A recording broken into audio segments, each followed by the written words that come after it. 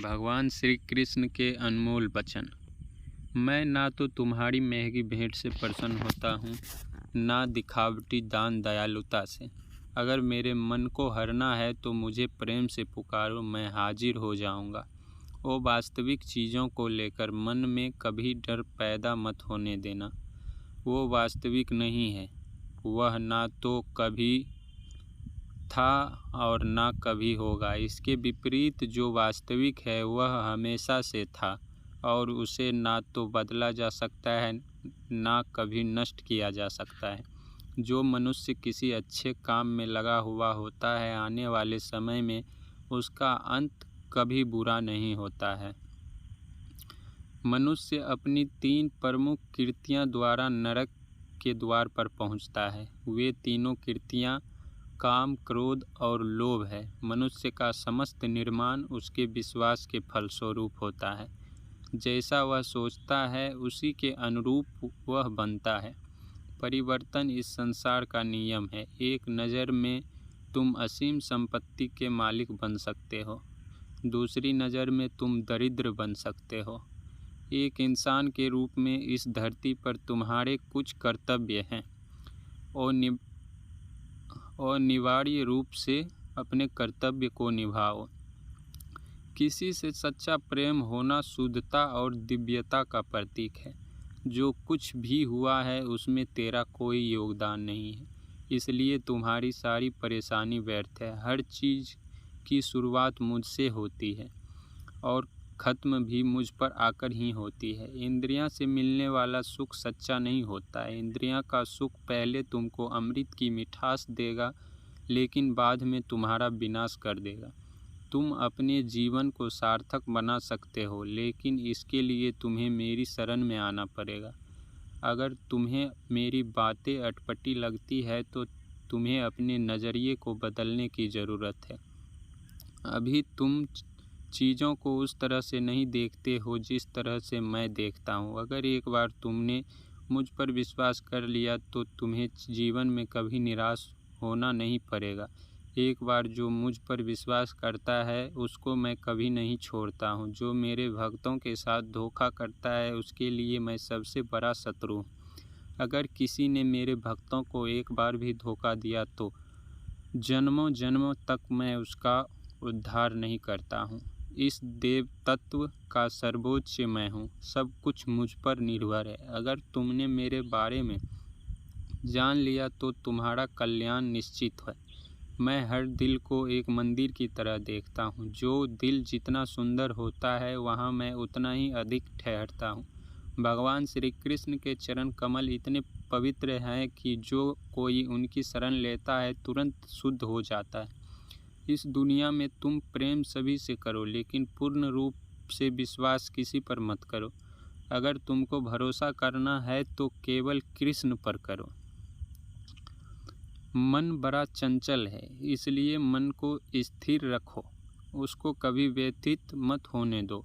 आपने जो कुछ भी किया वह आपके साथ एक दाग की तरह चलेगा, इसलिए अपने कर्म में शुद्धि लाओ। बुरे विचार मन को दुखी और परेशान कर सकते हैं, लेकिन जब आप कृष्ण में विश्वास करते हो तो कृष्ण स्वयं आपकी सब परेशानियां दूर करने आते हैं। मैंने अभी तक तुम्हारे शरण में आने के प्रस्ताव को स्वीकार नहीं किया है, क्योंकि तुमने अभी तक पूर्ण रूप से समर्पण नहीं किया।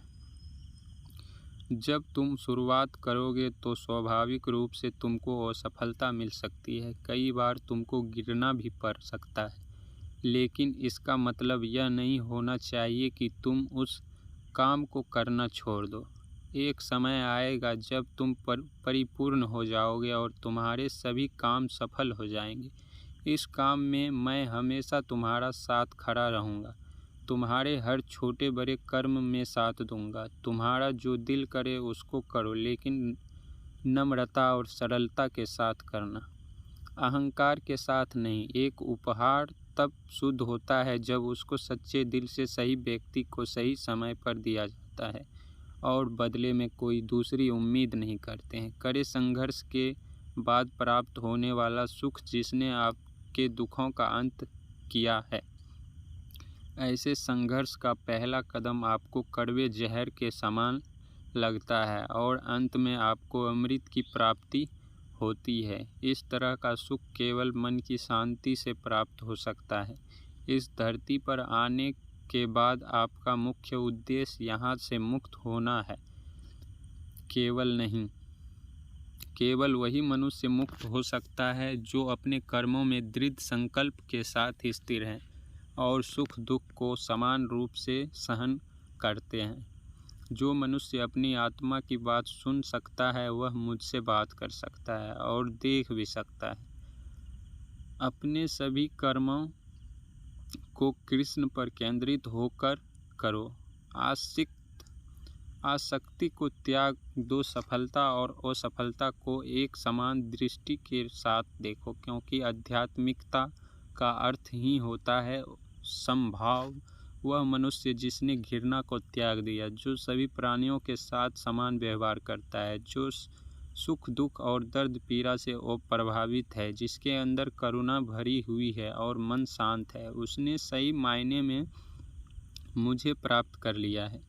यही वह मनुष्य है जिसको मैं सबसे अधिक पसंद करता हूँ। इस विशाल संसार में तुमको केवल कर्म करने की छूट है। इसके अतिरिक्त फल की इच्छा और स्वार्थ सब निरर्थक है। ये सोचकर कभी किसी काम की शुरुआत मत करो कि इसका तुमको कोई फल मिलेगा। बिना किसी करो। जो आदमी मुझे हर चीज़ में देखता है और मेरे होने के एहसास को अनुभव करता है, वह मेरा सच्चा भक्त है। ऐसे भक्तों से मुझे प्रेम। इंद्रिया का काम ही है भटकना। जब कोई मनुष्य अपने मन के पीछे छोड़ देता है तो समझ लीजिए कि उसने छेद वाली नाव में सवारी शुरू कर दी है जिसका डूबना तय है। ऐसा कोई नहीं है जिसका सदियों से अस्तित्व है और ना ही ऐसा कोई है जिसका सदियों बाद अस्तित्व रहेगा। यहाँ कुछ अस्थायी नहीं है।